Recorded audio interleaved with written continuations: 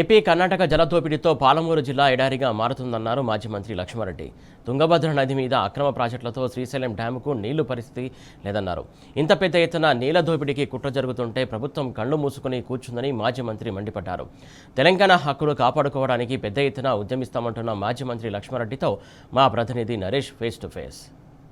Karnataka, AP రాష్ట్రాలు తుంగభద్ర నదీ జలాల దోపిడీని నిరసిస్తూ ఇవాళ ఉమ్మడి మహబూబ్ నగర్ జిల్లా బీఆర్ఎస్ పార్టీ మాజీ మంత్రులు, మాజీ ఎమ్మెల్యేలు కర్ణాటక రాష్ట్రంలోని రాజోలిబండ డైవర్షన్ స్కీమ్ను విజిట్ చేశారు. ఇదే అంశానికి సంబంధించి మనతో పాటు మాట్లాడడానికి మాజీ మంత్రి లక్ష్మారెడ్డి ఉన్నారు.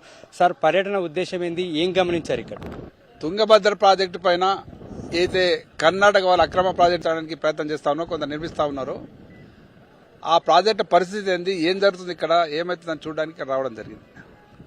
కానీ ఇక్కడ వచ్చి చూస్తే కళ్ళకు నీళ్లు వస్తా ఉన్నాయి. అంత భయంకరమైన పరిస్థితి నెలకొన్నది. ఆల్రెడీ ఆర్డీఎస్ ప్రాజెక్టు కింద లెఫ్ట్ కెనాల్ నుండి ఒక చుక్క నీళ్లు రావలేదు కింద. ఇక్కడికి కొద్దో గొప్ప ఫుల్ రిజర్వాయర్ నిన్నప్పుడు వస్తాయి అనుకుంటే అవి కూడా రాకుండా మరి పక్కనే 2 టీఎంసీల రిజర్వాయర్ కట్టి బాజాప్తా నీళ్లు తీసుకోవడానికి ప్రయత్నం చేస్తా ఉన్నారు. వాళ్ళు అడితే ఏమంటే ఇరిగేషన్ కాదు, ఇది డ్రింకింగ్ వాటర్ కూడా అంటున్నారు. దానిపైన ఇంకా కొన్ని ప్రాజెక్టులు కడతా ఉన్నారు. కొన్ని డ్రింకింగ్ వాటర్ అంటున్నారు, కొన్ని రోడ్ కంప్లీట్ అంటున్నారు. ఏదో రకంగా తుంగభద్రలో ఎక్కడికక్కడ అడ్డుకట్టలు వేసి నీళ్లు దోపిడీ జరుగుతూ ఉంది. ఇవన్నీ కూడా ఏవి అనుమతులు లేవు. ఏదున్నా తెలంగాణకు దక్కవలసిన హక్కు దక్కిన తర్వాత వాళ్ళు ఎవరన్నా ఏమైనా చేసుకోవచ్చు. కానీ ఏది లేకుండా తెలంగాణకు వచ్చే నీళ్లు ఆర్డీఎస్ ద్వారా మామనాడు జిల్లా ప్రజలకు వచ్చే నీరు రాకుండా ఎక్కడికక్కడ అడ్డుకట్టలు వేస్తున్నారు. అక్కడ రైట్ కెనాల్ కూడా కట్టడానికి ప్రయత్నం చేస్తున్నారు. యాక్చువల్ రైట్ కెనాల్ పర్మిషనే లేదు.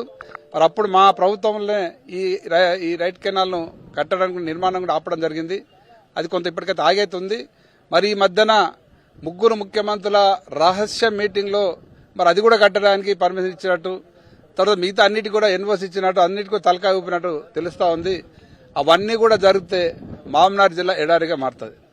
ఈ ఆర్డీఎస్ఏ కాదు, కృష్ణా మీద ప్రాజెక్టులు కట్టి, తుంగభద్ర ప్రాజెక్టు ఇవన్నీ కంప్లీట్ అయితే వాళ్ళు ఎక్కడ వాళ్ళు కట్టుకుంటూ పోతే మామనాడు జిల్లా మొత్తం ఎడారుతుంది. శ్రీశైలం డ్యామ్ నీళ్ళు వచ్చే అవకాశం ఉండదు. మన కేఎల్ఐ బంద్ అవుతుంది, పిఎల్ఐ బంద్ అవుతుంది, ఏది కూడా నీళ్ళు రావడానికి అవకాశం ఉండదు. మరి ఇటువంటి పరిస్థితుల్లో ఇవన్నీ అడ్డుకోవాలి. ఒకసారి ఇక్కడ వచ్చి చూస్తేనే మాకు అర్థమవుతుంది. దీన్ని అధిష్టానం దృష్టికి తీసుకెళ్లి ఇంకా ఉద్యమాన్ని గట్టి చేయాలనే ఆలోచనతో మేము మా జిల్లా నాయకులు ఇక్కడ రావడం జరిగింది. ఇక్కడ చూసినాం. ఈ విషయాలన్నీ కూడా మరి కేసీఆర్ గారి దృష్టికి, మిగతా నాయకుల దృష్టికి తీసుకెళ్లి ఫర్దర్ గా ఈ ఆపడానికి, జిల్లా ప్రజలను కాపాడడానికి ఏం కార్యక్రమాలు చేపట్టాలి పార్టీ పరంగా అనేది నిర్ణయం తీసుకుని భవిష్యత్ కార్యక్రమణ చేపట్టడం జరుగుతుంది. కేసీఆర్ గారితో డిస్కస్ చేసి కేటీఆర్ హరీష్ రావు అందరితో మాట్లాడి ఫర్దర్ ఈ ప్రాజెక్టు మీద ఏ రకంగా ప్రోగ్రామ్ చేయాలనేది డిజైన్ చేసి దాని మీద యాక్టివ్ చేయడం జరుగుతుంది. ఈ రాష్ట్ర ప్రభుత్వం ఈ ప్రాజెక్టులన్నిటి మీద కూడా చూస్తూ ఉండిపోతుంది, కనీస సమాచారం కూడా లేదు. దీన్ని ఎట్లా చూస్తారు? అసలు ఈ రాష్ట్రంలో ప్రభుత్వం ఉందా లేదా అనేది డౌట్ వస్తా ఉంది. ఇవన్నీ పరిస్థితులు చూస్తే ఇక్కడ ఇంత భయంకరంగా వీళ్ళు కట్టుకుంటూ పోతుంటే కనీసం మన ప్రభుత్వం దాని మీద కనీసం స్పందన లేదు, కనీసం ఆలోచన లేదు. జరుగుతున్నాయని కూడా వాళ్ళు చూడట్లేదు. దీని మీద ఎక్కడికెక్కడ వాళ్ళు అడ్డుకోవాల్సిన బాధ్యత నుంచి వాళ్ళు ఎన్ఓసి ఇచ్చినట్టు తెలుస్తా ఉంది. ఇదంతా చూస్తే మరి చంద్రబాబు నాయుడు, రేవంత్ రెడ్డి, కర్ణాటక ముఖ్య అందరూ ఒక్కటై ఈ భయంకర పరిస్థితులు కల్పిస్తున్నట్టు తెలుస్తా ఉంది. మరి ఇది పూర్తిగా మామనాడు జిల్లాపై అన్యాయం జరుగుతుంది.